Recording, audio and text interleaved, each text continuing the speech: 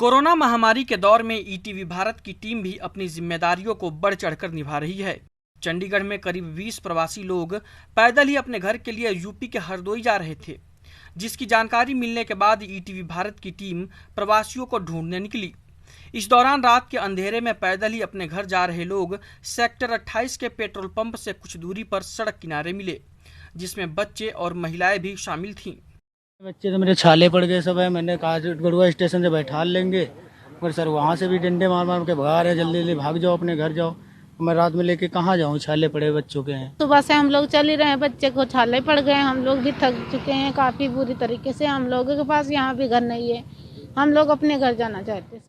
प्रवासी लोगों ने बताया कि प्रशासन की ओर से हरदोई जाने के लिए ट्रेन का एक मैसेज आया था, जिसके बाद ये लोग स्टेशन पहुंचे थे, लेकिन उस ट्रेन में इन्हें नहीं भेजा गया और पुलिस ने स्टेशन से भगा दिया। इसलिए अब ये लोग पैदल ही चल दिए। यहाँ तक कि जिस मकान में ये लोग रह रहे थे वह मकान भी इन्होंने छोड़ दिया था, जिसके चलते अब ये लोग सड़क पर पैदल चलने के लिए मजबूर थे। मैंने ऑनलाइन फॉर्म भरा हुआ था गांव जाने के लिए, हमें मैसेज आया। सबसे पहले तो मैसेज आप देख सकते हो, उसके थोड़ी देर बाद हमें फ़ोन आया, कह रहे थे अगर आप गांव जाना चाहते हो तो जा सकते हो 43 बस स्टैंड से। तो वहां पे हम 3 दिन से चक्कर लगा रहे, हमें कोई सुनवाई हमारी नहीं हो रही, अंदर एंट्री नहीं हो रही, तो हम गांव नहीं जा पा रहे थे। तो हम लोगों ने परेशान होने के बाद में हमने सोचा कि शायद स्टेशन से हम लोग जा सकें। तो यहाँ पे हम स्टेशन आए, तो यहाँ से भी हमको जो है पुलिस वालों ने भगाया दिया।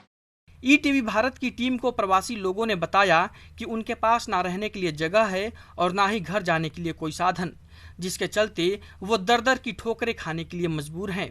इसके बाद चंडीगढ़ में ईटीवी भारत के न्यूज कोऑर्डिनेटर भूपेंद्र जिष्टू ने चंडीगढ़ में आला अधिकारियों से संपर्क किया, जिसके बाद प्रवासी लोगों को बस और खाना मुहैया कराया गया और उन्हें उनके किसी पहचान वाले शख्स के यहाँ भेजा गया।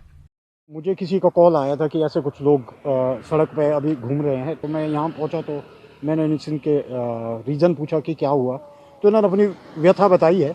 और मैंने एडमिनिस्ट्रेशन के चाहे सीईओ यहाँ एडमिनिस्ट्रेशन में चाहे बड़े अधिकारी, उनसे बात की और कोशिश की है अभी फ़िलहाल इनको इनकी डेस्टिनेशन तक बस से छुड़वाऊँ। और उसके बाद उनसे मैंने ये भी कहा है कि इनकी जो भी अगली ट्रेन जाए इनको हरदोई तक छोड़ा जाए। तो हमारा प्रयास है कि ऐसे लोगों की मदद कर पाएँ जो इस समय ज़रूरतमंद है। तो फिलहाल जो लोगों की समस्याएं हैं वो लगातार जारी हैं। पलायन करते वक्त लोग जो हैं सड़कों पर पैदल चलने को मजबूर हैं। छोटे बच्चों के साथ, सामान के साथ ये लोग जा रहे हैं। काफ़ी मुश्किलों का सामना लोगों को करना पड़ रहा है और इसी उम्मीद में है कि जो सरकार है वो जल्द से जल्द इन लोगों की सहायता करेगी। हालांकि लोगों को भेजना शुरू हो चुका है, लेकिन फिर भी ज़्यादातर लोगों तक ये राहत फिलहाल नहीं पहुँच पा रही है।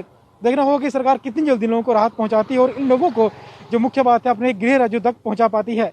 ईटीवी भारत के लिए चंडीगढ़ से विजय राणा।